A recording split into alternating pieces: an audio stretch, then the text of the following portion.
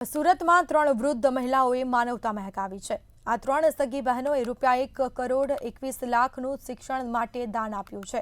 સુરતની 3 બહેનોએ પોતે જ્ઞાન અને સ્કોલરશિપ ફી મેળવી ₹1,21,00,000નું સાર્વજનિક એજ્યુકેશન સોસાયટીને દાન આપ્યું છે અને તેઓએ એ જ શિક્ષણ સંસ્થાને દાન આપ્યું છે જ્યાં તેમણે અભ્યાસ કર્યો હતો। ગીતા કિકાની, ભારતી કિકાની અને મીનાક્ષી કિકાનીનું માનવું છે કે હવે તેઓ જીવનના અંતિમ પડાવમાં આવી પહોંચ્યા છે, ત્યારે એમના દ્વારા કરવામાં આવેલા આ ચેષ્ટા પાછળ વધુ બાળકોને શિક્ષિત જોવાની તેમની ઈચ્છા છે। ત્યારે ₹1,21,00,000નું આ ભંડોળ એક ઓડિટોરિયમ સ્થાપવા માટે જશે। સાર્વજનિક એજ્યુકેશન સોસાયટીનો વહીવટ અમારી નજર સામે, એટલે મને લાગ્યું કે આ સંસ્થા એવી છે કે જેની અંદર કોઈ પણ પ્રકારના ભ્રષ્ટાચારનો અવકાશ જ નથી।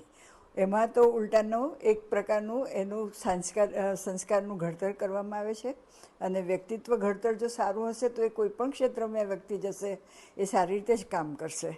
એટલે પછી એ એન્જિનિયર બને, એ ડૉક્ટર બને, એ લોયર બને, ગમે તે શાખામાં જાય, પણ એક ઉમદા વ્યક્તિનું પ્રદાન એ સમાજને કરશે। અમે એવી વાત કરી કે સારામાં સારી રીતે ઉપયોગ થઈ શકે એ રીતે આ નાણાંનો આપણે ઉપયોગ કરવાનો છે કે પછી શૈક્ષણિક કે કોઈક શહેરને સારામાં સારો એક હોલ કે જ્યાં સૌથી સારી પ્રવૃત્તિ થઈ શકે, કોઈના વ્યાખ્યાન હોય, કોઈ સન્માન હોય, એવી રીતે એ એક મોટું પ્રદાન થાય એવો અમને વિચાર આવ્યો। એમણે જ્યારે મને કીધું કે ભાઈ આટલું એમાઉન્ટ થાય છે ત્યારે તો મેં કીધું કે ભાઈ તમે વિચારી લો જરા, કારણ કે પછી એમણે કીધું કે અમે સંપૂર્ણ વિચાર કરીને જ આવ્યા છે અને ₹1,21,00,000 અમારે ડોનેશનમાં આપવું છે।